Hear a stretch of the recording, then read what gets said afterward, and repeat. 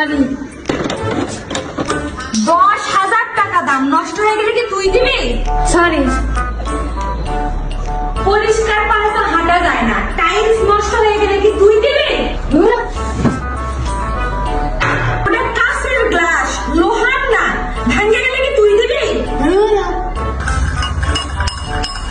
এটা কাঁচের বাটি, লোহার না, এটা ভেঙে গেলে কি তুই দিবি? তুই দিবি? তুই দিবি? তুই দিবি? তুই দিবি? ঢের ঢের করো না, কার জন্য করি এগুলা? তোদের জন্যই তো করি। আমাদের জন্য তোমার মায়ের হয় না, তোমার মায়ের হয় এই জড় বস্তুদের জন্য।